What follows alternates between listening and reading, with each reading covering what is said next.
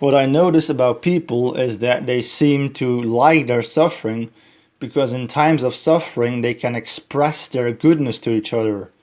When somebody is suffering, you can pat that person on the back and you can give that person some motivational talk or whatever. And you know, that's what people find very valuable. When a child is dying of cancer, the parents of that child will cry, will mourn, and show lots of love for their child. And that's what everybody finds valuable, the love that they give. The love of the parents seems to be worth the suffering of the child. And that's the thing that makes people so absurd. People want to prove that they are good human beings by expressing their love. But in order to do that, somebody must first suffer. Because in order to be good, you need something bad that you can fix. You know, if somebody's perfectly happy, then it's difficult to make that person even more happier. So you can't create more positivity in that person because that person is already perfectly positive.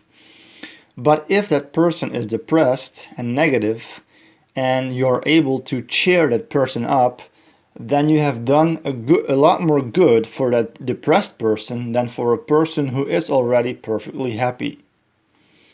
So if you want to be a really good person, you first need a person who is extremely depressed so that you can increase a lot more positivity within that person. And so that will be considered to be a very good thing. You will become a hero if you can cheer up depressed people. You will become a hero if you can fix a lot of bad stuff. And so the point is that if you want to express ultimate goodness, you will first need ultimate badness. Because the more bad there is, the bigger the gap is between good and bad. And the bigger the gap is, the more you can raise the positivity. You know, if the bad is very bad, you will need to raise that bad a lot higher before you can turn it into a very good thing. And the bigger the gap is between very bad and very good, the more positivity can be experienced. And the more it will be valued, if you know what I mean. And that's the absurd thing. People want ultimate goodness and want to avoid ultimate badness, yet they need ultimate badness to express ultimate goodness. They fucking need it, but they won't fucking admit it because they're too addicted to the bright side of life and too afraid to face the horrors of life. Because, oh dear, we need to focus on the beauty of life and ignore all the horrors that have to pay the price for this beauty. People express so much frustration, repulsion, tears, and hatred towards ultimate badness, but they goddamn need it because their goodness couldn't exist without the badness.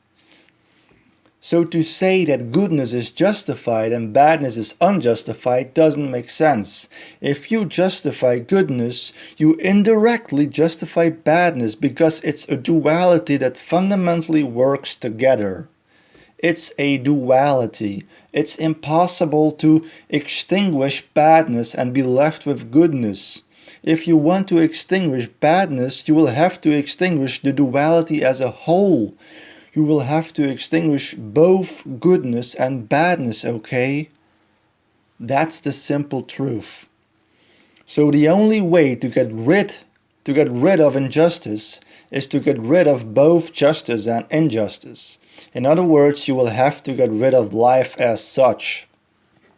That's right, people, you can't fix the world.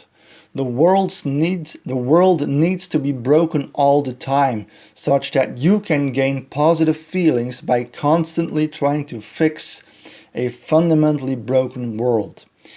And you're also addicted to trying to fix the world that you allow the world to be broken. You keep perpetuating the brokenness of the world and you just don't fucking understand that the real problem is caused by life itself. The problem is not something that exists in the universe. We are the goddamn problem. Our existence is the problem. The only thing that we crave for are good feelings. But good feelings can only be experienced in contrast with bad feelings. And those bad feelings include a lot of horrific, shitty, and agonizing feelings.